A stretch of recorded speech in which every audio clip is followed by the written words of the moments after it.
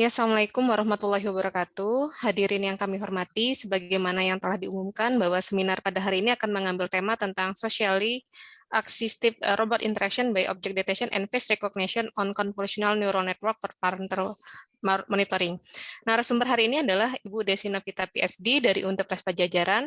Adapun latar belakang pendidikan beliau, yaitu adalah yang pertama S1 Teknik Elektro Universitas Andalas, S2 Teknik Elektro Option Sistem Kontrol ITB, S3 PhD Degree di Graduate School of Natural Science and Technology di Kanazawa University. Saat ini beliau menjadi dosen di Teknik Elektro FMIPA Unpad. Kemudian bidang riset beliau adalah Control System, Extramum, Seeking Control, Robotic, Internet of Things, Artificial Intelligence, dan juga Biomedical Engineering. Oke, tanpa menunggu berapa lama lagi, kita akan mulai sesi seminar kita hari ini. Namun sebelumnya saya sampaikan terlebih dahulu ketentuan acara kita, yaitu sebagai berikut. Yang pertama adalah penyampaian materi akan berlangsung sekitar 30 menit. Yang kedua, selama pemateri menyampaikan materi, peserta tidak diperbolehkan melakukan interupsi, dan pertanyaan terhadap materi dilakukan melalui raise hand setelah penyampaian materi atau melalui fitur chat. Demikian peraturan yang akan kita pakai. Selanjutnya kami persilahkan kepada Bu Desi untuk menyampaikan materinya. Mangga, Bu Desi.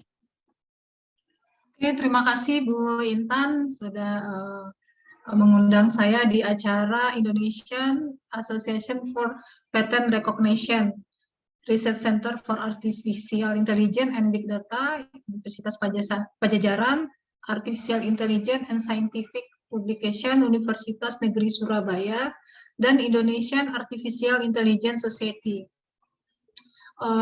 Selamat siang, selamat sore Bapak dan Ibu semua. Semoga berada dalam keadaan walafiat dan masih semangat untuk mengikuti webinar kali ini di 27 Mei 2022.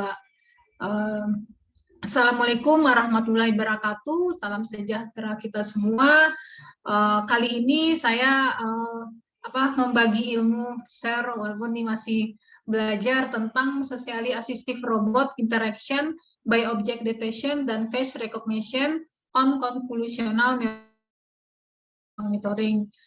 Bapak dan Ibu di sini adalah para pakar face recognition, mungkin bisa juga nanti memberi saran atau tambahan untuk riset ini ya. Ya, ini adalah salah satu dari dari penelitian kita yang sudah ikut di papernya IEEE Explore ya, di Socially Assistive Robot ini. Jadi saya akan memperkenalkan lagi untuk riset ini apa aja yang kita lakukan di Socially Assistive Robot. Nah, ini untuk Socially Assistive Robot ini adalah robot yang berinteraksi secara sosial. Ini kita riset di sini terinspirasi dari bagaimana robot bisa membantu secara sosial untuk orang-orang atau untuk anak-anak yang disability dan juga untuk orang tua. Itu sih yang menjadi inspirasi bagaimana membuat robot yang dapat berinteraksi sosial dengan anak-anak disability, kemudian dengan orang tua. Ya, ini ini yang menjadi ide kita waktu riset tersebut. Nah, untuk membuat robot tersebut menjadi cerdas atau bisa berinteraksi, kita ketahui menggunakan artificial intelligence, kecerdasan buatan. Kita ketahui begitu banyak perkembangan AI sampai sekarang, sampai adanya machine learning. Ya. Nah, kemudian di sana dengan menggunakan sensor, kita tahu dengan teknologi perkembangan sensor yang sekarang yang dipasang di robot, berbagai macam perkembangannya, kita bisa mendeteksi lingkungan di sekitarnya. Nah, menurut Darling social robot itu adalah agent otonomous yang dapat berkomunikasi dan berinteraksi dengan orang-orang dan kemudian bagaimana perasaan dan mimiknya dan emosi dan bagaimana pola sosialnya. Itu yang kita ketahui atau definisi dari sosial robot. Nah, ini yang melatar belakangi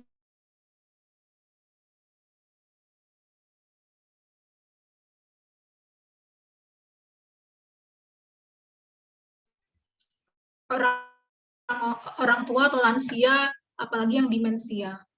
Nah, bagaimana dengan adanya robot berarti akan mengurangi orang tua yang merasa sendiri, gitu. Jadi dia bisa berinteraksi. Kemudian untuk kasus-kasus isolasi, ya. Kemudian ada lagi sosialisasi robot ini yang telah dilakukan penelitiannya, itu TB robot. Itu bagaimana pendekatan dan pendekatan dengan lingkungan di sekitarnya, dan dia beradaptasi juga, dan kemudian adanya navigasi juga untuk interaksi ke depannya.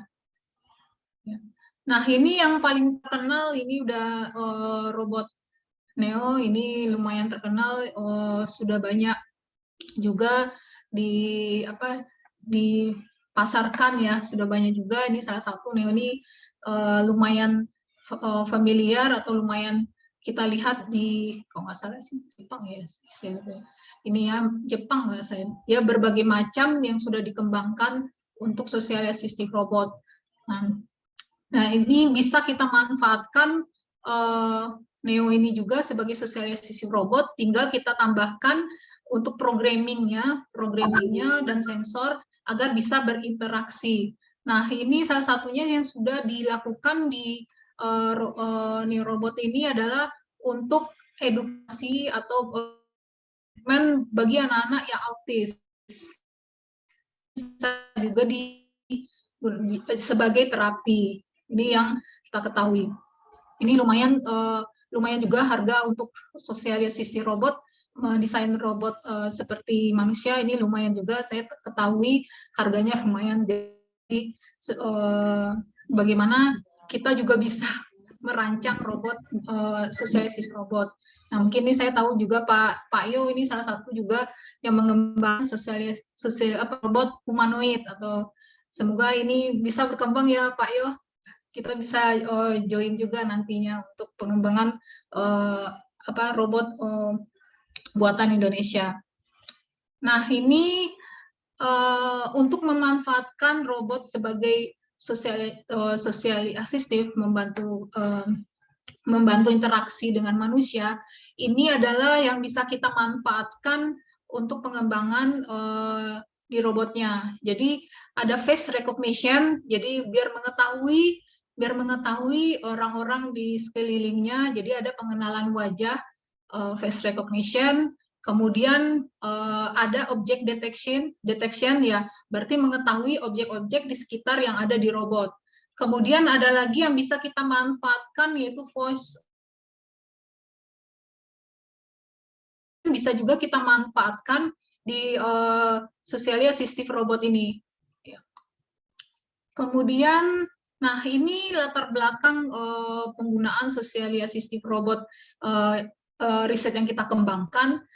Ya, nah, jadi sebagai monitoring buat orang tua, ya, robot diberikan atau anak-anak, ya, nah, bisa belajar untuk pengenalan objek. Untuk kasus ini objeknya kita masih terbatas, untuk pengenalan objek di sekitarnya baru 3 objek. Jadi yang kita kenalkan di sini baru 3 objek. Nanti next berikutnya akan banyak objek lagi akan dikenali untuk pattern recognition. Jadi smartphone, botol, dan jam. Ini baru beberapa, kemudian wajah.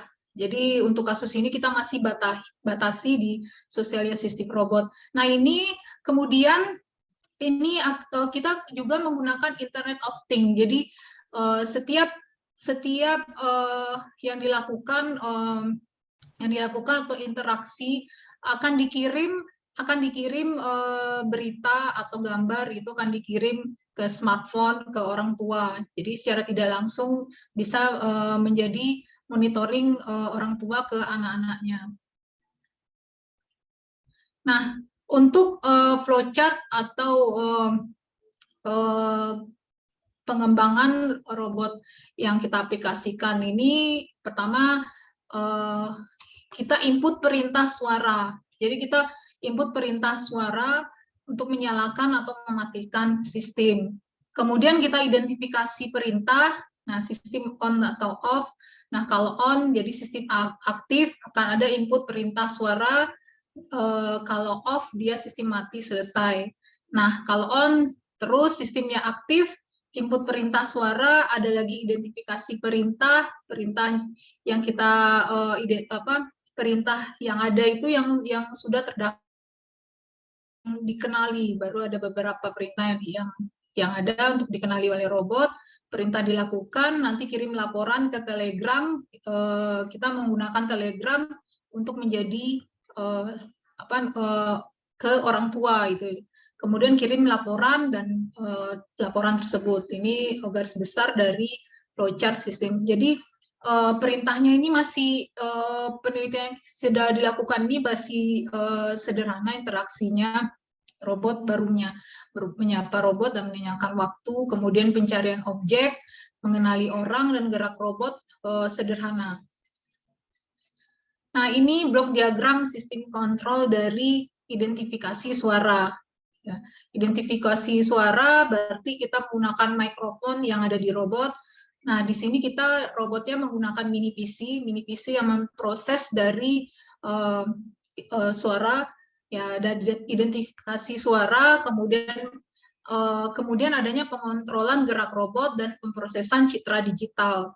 Di sini kita menggunakan kasus ini yang ada kita memanfaatkan robot bioloid ya.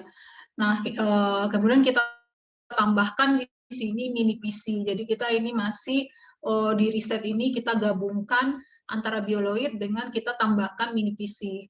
Ya, ini blok diagram kontrol untuk identifikasi suara. Nah, kemudian dari input suara yang diberikan nanti ada audio ke Google dan teks. Jadi ada prosesnya dari audio menggunakan Google Assistant dan teks. Nanti komparasi perintah, nah terjadi respon teks dan Google dan audio. Ini blok diagram untuk identifikasi dan suara responnya. Nah, untuk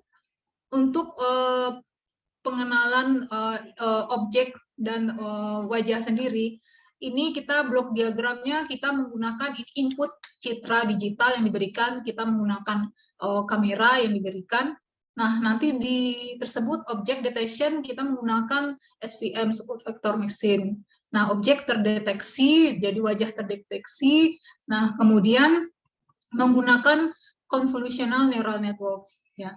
Jadi kita menggunakan CNN, ada konvolusi, kemudian mesti aktivasinya ReLU, ada max pooling, ada full connected layer.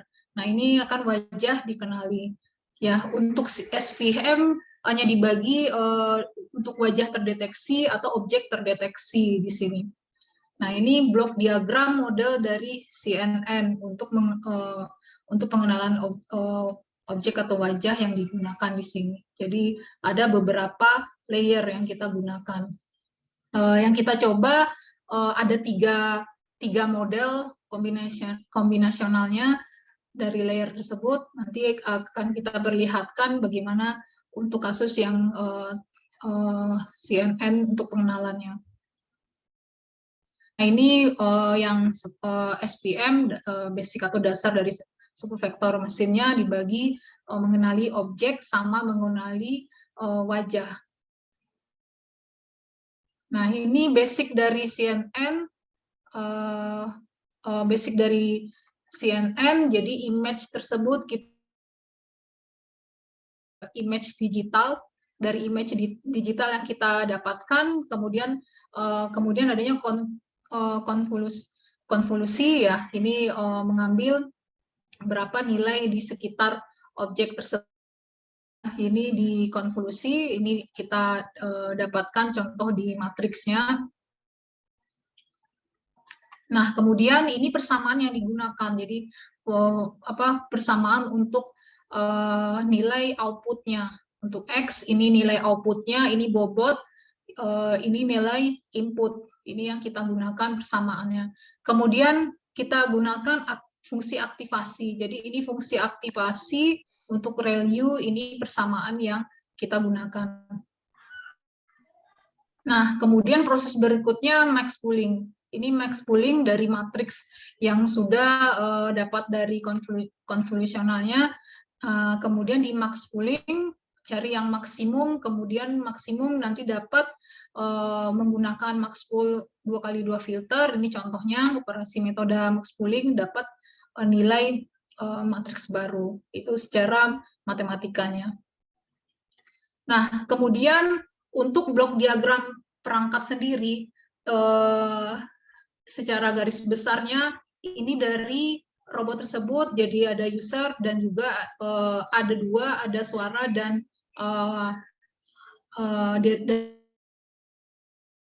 kali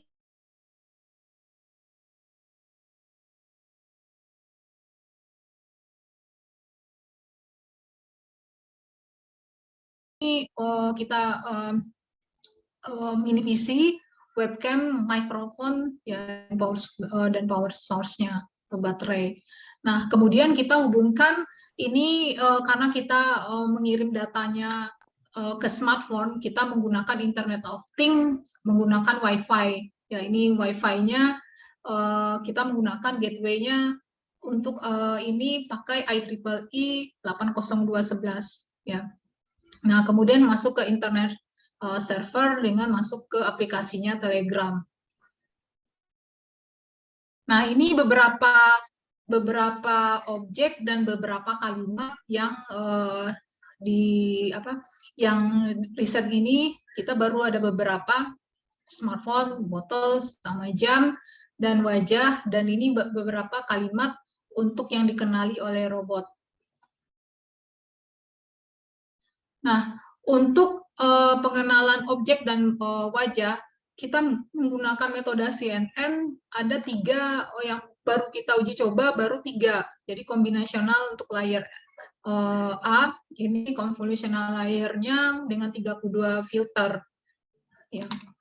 Ini arsitekturnya, kemudian kombinasional layer B, ini lebih ditambahkan lagi per layernya, jadi kita tambahkan lagi di sini convolutional layer dengan 32 filter, activation, pooling layer, tambah lagi ini convolutional layer dengan 64 filter. Ya. Nah, ini untuk kombinasional kita tambahkan lagi arsitekturnya sebentar. Kita tambahkan lagi arsitekturnya menjadi beberapa ada beberapa layer lagi. Jadi convolutional layer 32 filter ini, kemudian kita tambah lagi ini convolutional layer dengan 64 filter, ini sampai convolutional layer dengan 128 filter. Jadi kita uji coba beberapa kombinasional layer mana apakah dikenali objek sama wajah mana yang terbaik. Ya.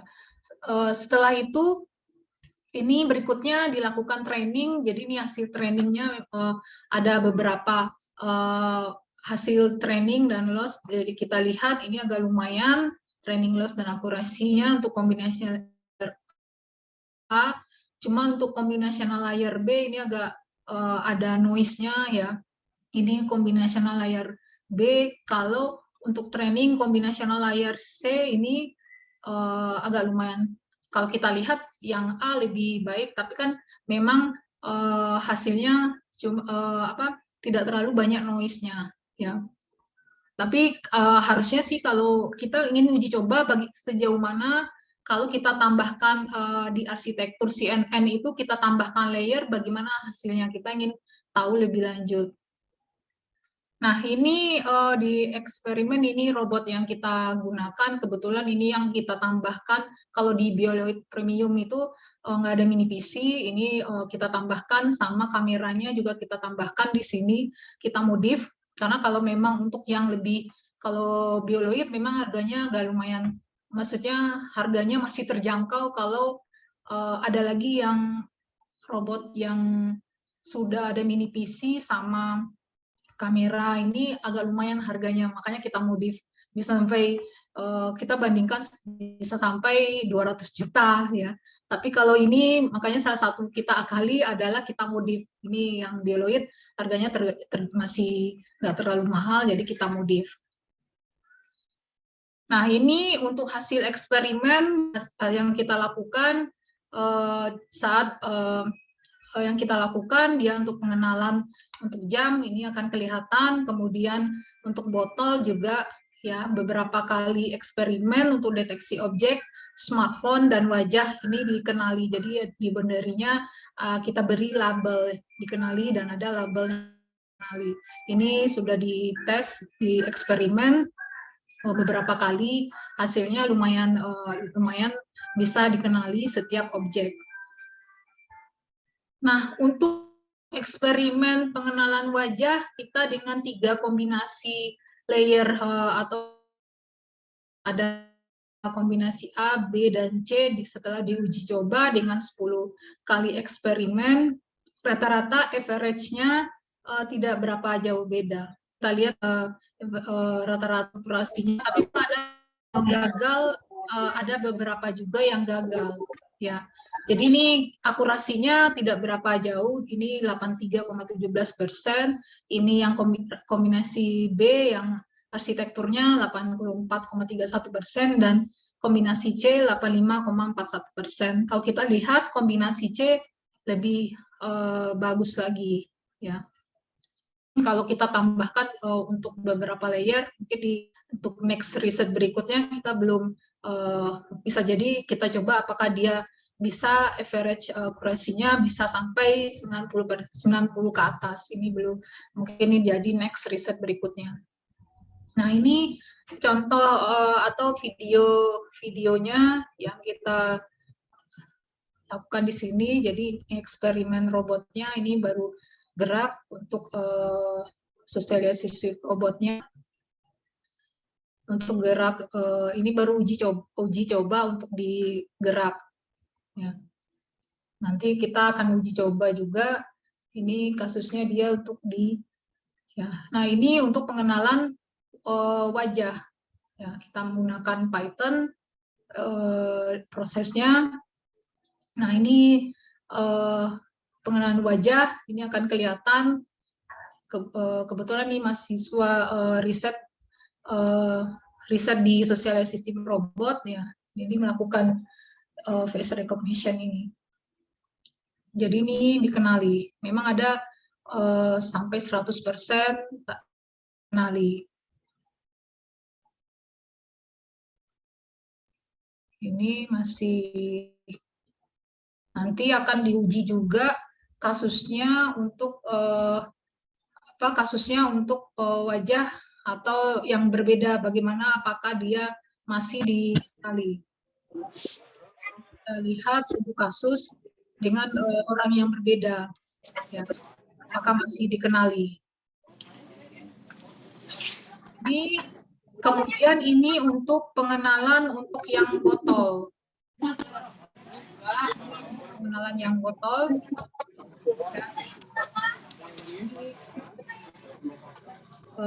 Dikenali.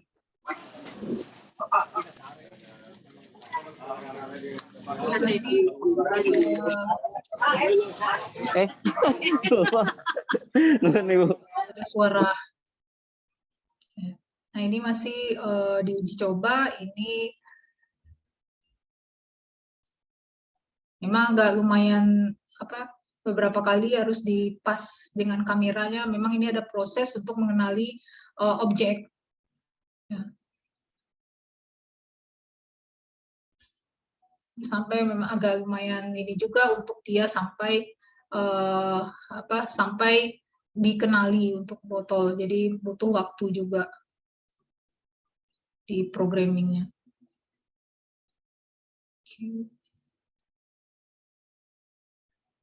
Nah, untuk ini yang berikutnya pengenalan smartphone.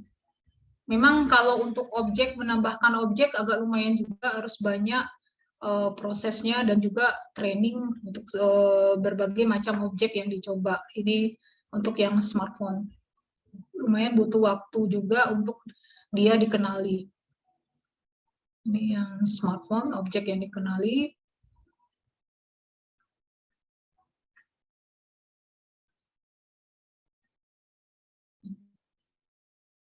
Ini itu yang bisa kita lihat untuk kalau untuk suara kebetulan ini saya belum ini ya, suaranya memang ada, kebetulan saya nggak tampilin suara ya.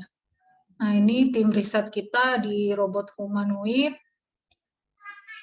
Nah, untuk kesimpulannya, kita untuk membuat prototipe social assistive robot bisa kita buat atau modifikasi ya. Nah, kemudian kita juga menggunakan kecerdasan buatan untuk objek deteksi dan pengenalan wajah akurat.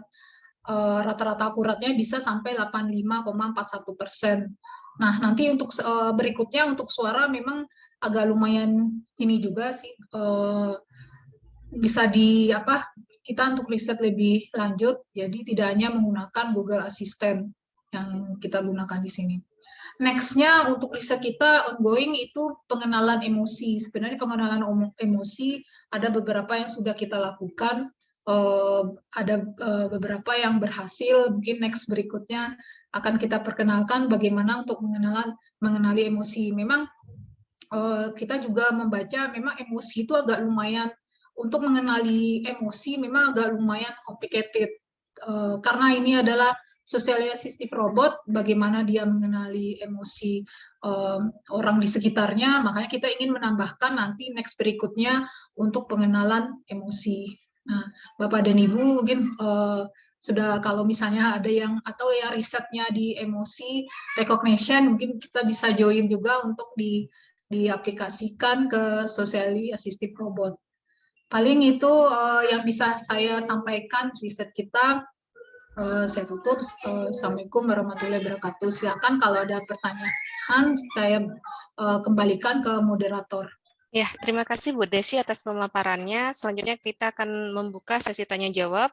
Adapun ketentuan yang harus diperhatikan yaitu sebagai berikut. Yang pertama adalah peserta yang ingin bertanya dipersilakan menyebutkan identitasnya terlebih dahulu. Kemudian pertanyaan diajukan secara singkat, padat, dan jelas. Oke, langsung saja kita mulai sesi diskusi ini. Saya persilakan untuk pertama kali kepada para hadirin yang barangkali ingin bertanya langsung dengan menggunakan fitur raise hand. Mangga Bapak Ibu barangkali yang ingin bertanya langsung bisa menggunakan fitur raise hand-nya. Oke, kalau begitu kita akan bacakan dulu pertanyaan yang sudah disampaikan oleh rekan-rekan yang ada di kolom chat gitu ya. Mungkin nanti saya akan bacakan pertanyaannya satu persatu, Bu Desi, dan mungkin nanti Bu Desi bisa memberikan respon secara langsung atas pertanyaan tersebut. Ya. Oke, yang pertama, pertanyaannya dari Pak Dwisnanto Putro, sorry. Perkenalkan, saya Putro dari Unstrat Manado. Sungguh materi yang begitu menarik, dan kebetulan saya juga sedang meneliti bidang vision berbasis deep learning yang ingin diimplementasikan pada robot layanan. Untuk pertanyaan saya adalah, mungkin bisa di-share informasi kecepatan proses datanya dari deteksi objek dan pengenalan wajah. Mangga, Bu Desi. Untuk kecepatannya ya, ini di sini datanya belum. Untuk prosesnya.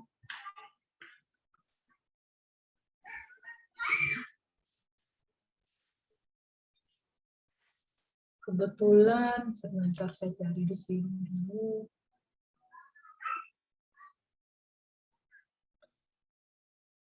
Memang untuk yang kasus ini waktunya belum kita belum kita hitung berapa lama dia mengenali. Harusnya sih waktu pas saya dikenali kita pakai time-nya juga ya, timernya ya. Jadi ini mungkin untuk next riset berikutnya kita akan cek untuk time-nya. Ini juga berpengaruh di perangkat karena kita kan menggunakan mini PC. Mini PC-nya itu baru yang kita coba yang di robot itu mini PC 3 ya, mini PC belum i7, jadi masih, karena yang kita aplikasikan belum yang i7 kalau nggak salah saya Sebentar. Jadi ini belum, jadi memang agak lama karena dipengaruhi oleh prosesornya mini PC-nya. Itu Pak, Pak Putro ya. Oke.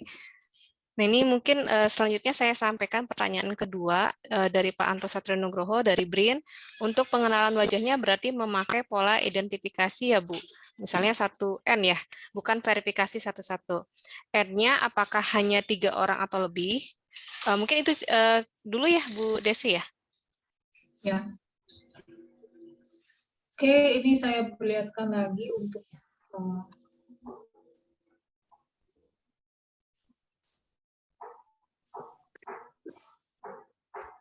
deteksi yang wajah yang diuji coba. Memang bentar, saya share lagi.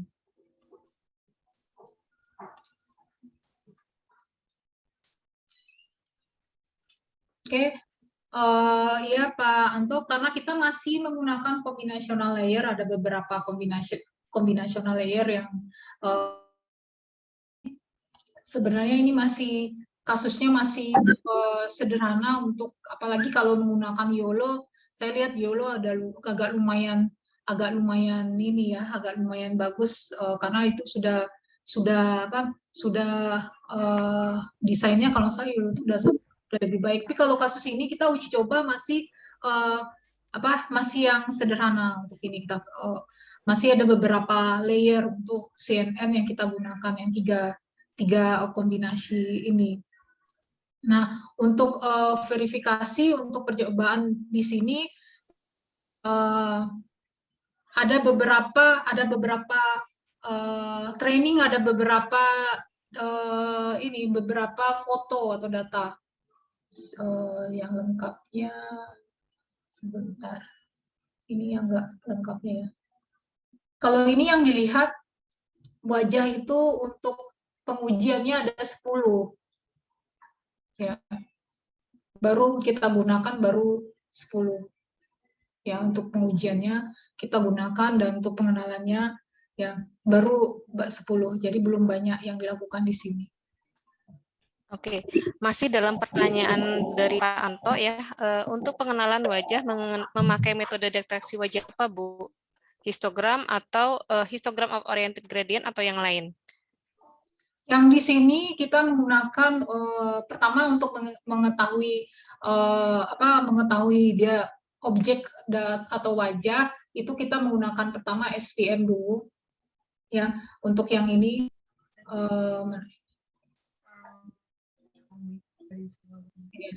nah, untuk mengetahui objek deteksi, kita ingin tahu, kita bagi dulu menggunakan SVM, wajah, sama objek. Baru kemudian kita kenali menggunakan CNN. Jadi bukan dari histogram, tapi dia udah langsung dari CNN-nya, dia mengenali dari trainingnya tadi. Oke, selanjutnya kita beralih kepada pertanyaan dari Bu Desi dari Polstar STIS. Izin bertanya, dari grafik loss akurasi pada data training dan validation, bagaimana cara menginterpretasikan ketika model tersebut underfitting, overfitting, atau model yang fit seperti apa? Khususnya cara interpretasi dan melihat jika model tersebut fit atau pas. Kemudian interpretasi dari akurasi yang didapatkan pada objek yang terdeteksi tersebut disimpulkan dari akurasi yang tinggi karena tadi akurasinya berubah-ubah. Terima kasih. Mangga Bu Desi. Oke, Bu, ini si Kristiani, nah kita sama ya. Ini yang kita uji coba, memang yang kita uji coba waktu pas beberapa wajah yang ini untuk average ya, untuk eksperimennya memang hasil terdapat ada beberapa untuk eksperimen 1, memang ini terjadi naik turun, atau terjadi ada akurasinya naik turun nih, grafik loss akurasinya ya. Saat eksperimen untuk akurasinya ini kita ambil juga, ini ada yang gagal. Ini kita ambil hanya rata-rata akurasinya. Karena ini kita lihat di kombinasi A memang dari yang 99,4%, ini terjadi, ini ada ya kegagalan juga ada beberapa. Jadi ini kita ambil rata-ratanya. Ini juga yang kombinasi B juga. Nah, ini yang kombinasi C juga. Ini rata-ratanya kita ambil dari beberapa. Jadi ada yang 100% juga ini kalau untuk kasus yang kombinasi C agak lumayan bagus. Tidak ada yang gagal karena dia CNN atau layernya atau arsitekturnya lebih banyak. Jadi dia mempengaruhi. Ya. Nah, kalau kita trainingnya juga kelihatan ini, lihat kelihatan ini training loss dan akurasinya kelihatan. Ya. Ini ada kelihatan kalau kita lihat dia lebih fit ya, training loss-nya agak. Nah, kalau ini ada yang ini ada ver ya. Ini agak lumayan ini. Lumayan kurang. Kalau ini agak lumayan cuma tambah sedikit yang untuk kita coba untuk yang kombinasi yang B yang agak lumayan saat uji coba ini. Makanya hasilnya karena hasilnya trainingnya ada akurasinya kurang ada kurang pas antara training sama ya ini yang kita coba ya. Makanya kita lihat saat di uji coba ternyata dia kombinasi B, makanya ini agak lumayan ini juga sih, ada turun, ada gagalnya juga. Ini kombinasi A sebenarnya ini juga yang karena ini lebih karena CNN bersifat dia terus programming terus akan terus mencari yang mencari kan programming dia yang terus untuk mencari akurasinya.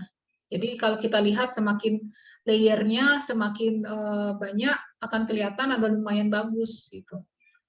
Itu Bu Desi. Oke, selanjutnya ada Pak Oscar dari PT Bahasa Kita yang sudah resen. Mangga Pak Oscar menyampaikan. Terima kasih Bu Intan. Selamat sore Bu Desi, salam kenal. Perkenalkan saya untuk mengapresiasi paparan Ibu luar biasa, apalagi topiknya sangat menarik ya untuk robot di rumah untuk membantu lansia. Saya kebetulan di risetnya di bidang speech Bu, jadi sudah mengembangkan juga beberapa interactive voice response system. Sepertinya sangat menarik kalau bisa dikolaborasikan. Tadi saya melihat beberapa item potensi improvisasi improvement ya seperti voice interaction, voice interactive system, kemudian emosi, dan satu lagi mungkin pembacaan gerak bibir Bu. Kebetulan di rumah juga ada lansia ya. Jadi ketika orang sudah mulai lansia itu suaranya sudah berubah ya. Beda dengan kita yang intensitasnya tinggi. Jadi ketika mau melakukan pemodelan untuk lansia ini, speech recognition-nya kayaknya memang khusus ya. Nggak bisa pakai suara biasa. Intensitasnya sangat kecil gitu ya. Jadi memang perlu pemodelan tersendiri gitu. Kemudian juga biasanya semakin mengecil ya suaranya. Jadi kemungkinan besar diperlukan juga untuk lip reading ya, lip reading. Untuk membantu meningkatkan akurasi dari speech engine-nya sendiri. Dan tentunya harus bisa handle far field ya, karena ini kan bisa aja robotnya lagi ada di dapur tiba-tiba manggil dari ruang tamu atau dari ruang keluarga dan seterusnya gitu. Ini banyak hal yang menarik untuk bisa di riset bersama nih kalau saya melihatnya Bu ya. Iya, Jadi mudah-mudahan nanti bisa kita sambung lagi. Tapi ini luar biasa kalau menurut saya risetnya dan mudah-mudahan nanti bisa kita kembangkan lebih jauh untuk bisa semakin mudah digunakan. Terima kasih. Oke, terima kasih Pak Oscar. Ini kebetulan kalau saya alhamdulillah ikut bergabung di sini sebenarnya untuk memperkenalkan riset juga ini bagaimana untuk mengembangkan memang kita untuk yang pattern recognition masih ini Pak masih belajar gitu ya Pak. Jadi mungkin kalau Pak Ibu yang udah lebih advance sebenarnya kalau kita gabungkan itu lebih baik. Mungkin saya tahu kalau yang jagonya robot ini ada Pak Yo yang buat robotnya, saya juga ini. Nah, kalau programnya yang lain bagaimana digabung kita masukkan ke robot tersebut. Terima kasih Pak Oscar bisa Karena kalau untuk voice memang kita masih belum untuk riset di sana. Jadi memang kita karena keterbatasan dana juga dan keterbatasan, jadi kita yang bisa kita lakukan dulu itu yang riset yang kita kembangkan di sini. Terima kasih Pak Oscar. Mudah-mudahan kedepannya ada join riset lagi. Jadi kita butuh tambahan di samping penambahan objek, mungkin metode yang lain lebih bagus. Mungkin memang sih kalau apalagi perangkat di robotnya ya, yang robotnya agak lumayan bagus juga nih. Nah, karena kita yang ada dulu aja yang kita lakukan gitu. Terima kasih Pak Oscar. Ya, Bu Devi, ini juga ada tanggapan juga dari Pak Putro ya. Jadi Pak Putro menyampaikan suatu kebanggaan nantinya dapat bisa saling berkolaborasi, apalagi dengan implementasinya pada perangkat low cost yang menambah nilai kontribusi yang lebih di bidang aplikatif. Di sini saja mungkin tadi ada Pak Oscar, kemudian ada Pak Putro yang ingin menyampaikan bahwa ayo kita kolaborasi nih. Nah, untuk kolaborasi ini kira-kira kami atau mereka itu menghubungi Ibu via apa? Apakah ada nomor yang bisa kita hubungin nggak Bu Desi? Boleh Bu Intan, email atau WA. Terima kasih Pak Dwinanto Putro. Ini ada juga ini ada Pak Arwin ya. Saya tahu nih kalau Pak Arwin suhunya nih AI. Halo Pak Arwin. Selamat sore juga. Selamat sore Bu Desi. Assalamualaikum semuanya. Malam. Ini saya tahu kalau untuk AI atau ini suhunya Pak Arwin ini. Ya. Jadi nanti bisa share ini Bu ya, kontak Bu Desi ya, mungkin di fitur chat ya. Ini Pak Mahmud ya, Pak Mahmud Imrono juga menyampaikan nih, jadi sudah siap nih untuk melakukan banyak sekali kolaborasi ya. Gitu. Nah, ini Pak Arwin juga bertanya, ada pertanyaan dari Pak Arwin. Selamat sore Bu Desi. Oke, tunggu sebentar. Selamat sore Bu Desi, presentasi yang menarik. Tanya dengan penambahan layar pada versi B dan C, seberapa besar penambahan computing power? Dan apakah penambahan computing power linear dengan manfaatnya? Apakah CNN menggunakan GPU? Terima kasih. Mangga Bu Desi. Oke, Pak Arwin, kebetulan untuk kasus ini kita masih belum pakai, waktu sebelumnya ini kita belum pakai VPU ya, karena memang agak masih sederhana perangkatnya, kita masih pakai mini PC yang hi-fi kan kalau saya ya. Kita ada 2 mini PC i3 sama hi-fi, jadi makanya untuk kasus ini kita masih belum terlalu lebih untuk computing power-nya, penambahannya, jadi masih belum. Makanya masih agak lama untuk kecuali nanti kalau trainingnya kita pakai cloud atau pakai Google Colab, itu belum. Jadi ini riset ini dari tahun 2000, jadi kita masih belum, jadi masih pakai Pentium mini PC yang hi-fi kalau nggak salah ya. Itu Pak Arwin dari contoh yang tiga model yang kita gunakan. Jadi memang sepertinya ini karena memang pengaruh perangkat. Mungkin saya share lagi yang untuk yang 3 model versi A, B, C-nya ini. Mungkin kalau kita ada dana lagi bisa pakai GPU atau pakai VPU. Nah, ini yang dari 3 ini yang kita coba dari beberapa kombinasi. Itu Pak Arwin yang kita coba. Mungkin Pak Arwin ada yang ingin disampaikan secara langsung ke Bu Desi terkait pertanyaannya atau responnya? Iya, makasih Bu Desi. Kalau CNN itu computing power-nya kan besar ya. Kalau dia tidak menggunakan TPU atau GPU, itu pasti akan lambat sekali. Nah, kalau kita ingin menggunakan aplikasi ini untuk, misalnya untuk publik ya, misalnya publik kan akan mencari barang yang murah. Kalau masih menggunakan computing power yang tinggi, otomatis akan berdampak pada bisnisnya gitu Bu Desi. Ya, benar-benar. Nah, itu yang saya tanyakan itu ke arah sana sebenarnya. Artinya penambahan layer itu apakah relevan dengan aspek keekonomiannya? Kalau untuk sejauh ini kita baru pakai 3 model itu. Sejauh ini masih masih berhasil untuk dilakukan tapi kalau kita udah lebih lagi memang pengaruh, dan kalau beli GPU atau VPU memang agak lumayan mahal dana risetnya. Makanya itu memang problem terbesar dari sorry, kalau saya nyebutnya boundary ya, boundary Iya. dari deep learning ini adalah pada computing power-nya. Iya Jika benar. computing power tidak mendukung, maka kita tidak akan mungkin menggunakan deep learning. Tapi ini pemikiran kita bersama, Pak. Kita bisa menemukan satu teknik yang lebih ringan, kan? Lebih ringan itu akan meringankan kita semua sebenarnya. Tidak hanya dari aspek computing power, tapi juga faktor keekonomian, sehingga produk itu bisa mudah diserap oleh publik. Begitu, Bu Desi. Terima kasih. Itu aja sih pandangan saya. Masukkan aja.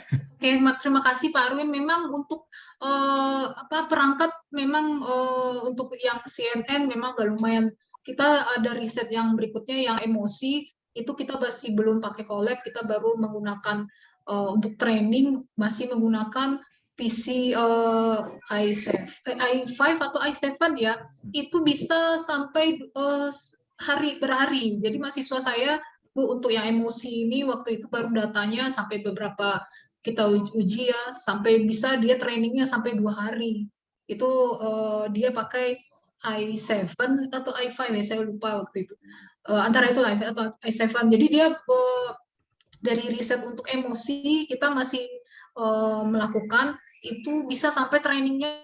Nah, ke depan mungkin kalau ada yang lebih murah, saya juga nyari yang untuk GPU atau VPU lumayan harganya puluhan juta. Betul. Harganya sampai 20 juta atau sampai ada yang bagus. Waduh, ini kalau riset begini agak lumayan juga nih. Nah, jadi saya saran coba kamu pakai yang cloud dulu nih. Kalau kita yang berikutnya ada emosi yang berikutnya itu diminta pakai trainingnya pakai cloud. Pakai Google Colabs bisa atau yang lain. Itu Pak Arwin. Sip, makasih Bu Desi, mantap. Lanjut terus kalau perlu kita kolaborasi. Terima kasih, salam sama salam si ibunya ya Pak. Kapan-kapan kita ketemu lagi. Iya. Udah Saya selalu Bu Desi. Iya. Ya, Bu Desi, ada pertanyaan dari Pak Riko Arlando Saragi dari Universitas Kristen Maranatha yang dimaksud dengan fail saat percobaan face recognition apa ya Bu, dan mengapa bisa terjadi? Terima kasih. Oke. Nah, ini saat proses kita share lagi itu ada yang gagal, jadi dia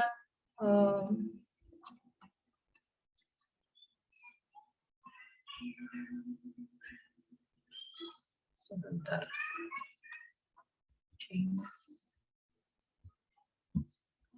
Nah, untuk saat kita proses ini agak lambat. Nah, ini waktu kita proses ini untuk kombinasi pengenalan wajahnya, di boundary-nya tidak ada nilai yang keluar. Jadi dia gagal. Jadi kayak seperti ini yang kita lihat kan. Ini nggak ada ini ya, persennya.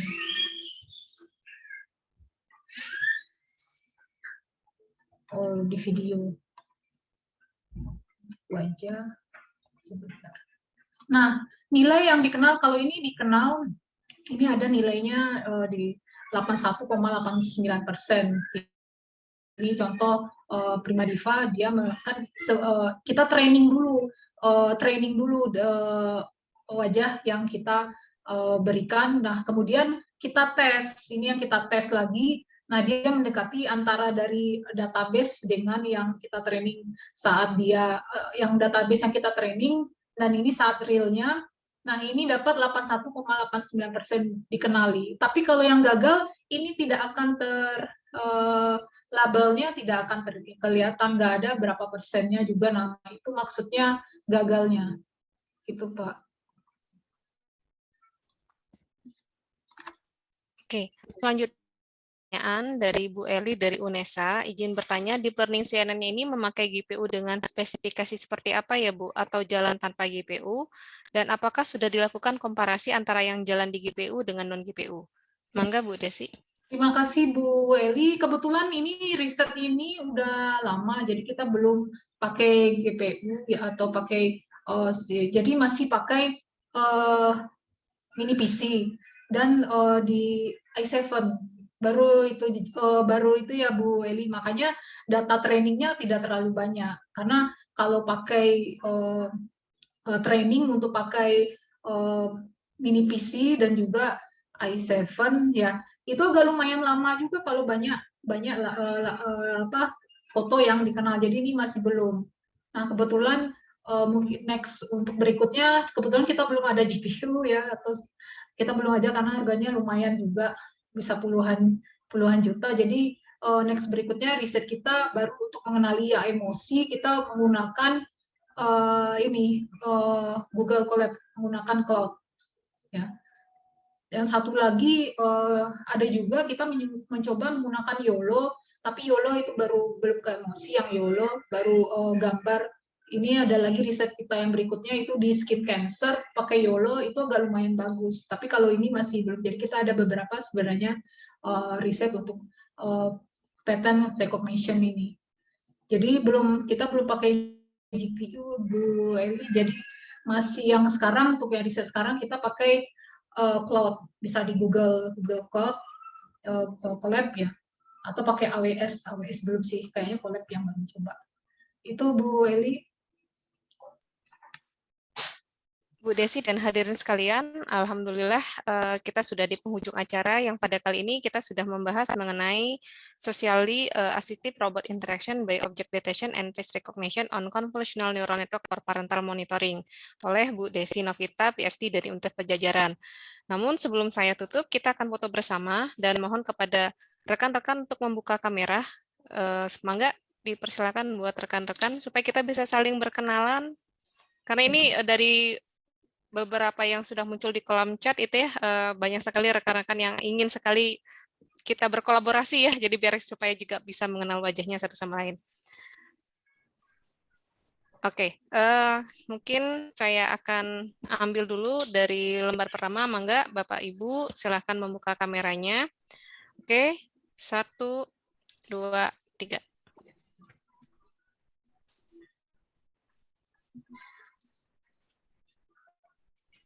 Selanjutnya di lembar kedua, mangga rekan-rekan. 1, 2, 3.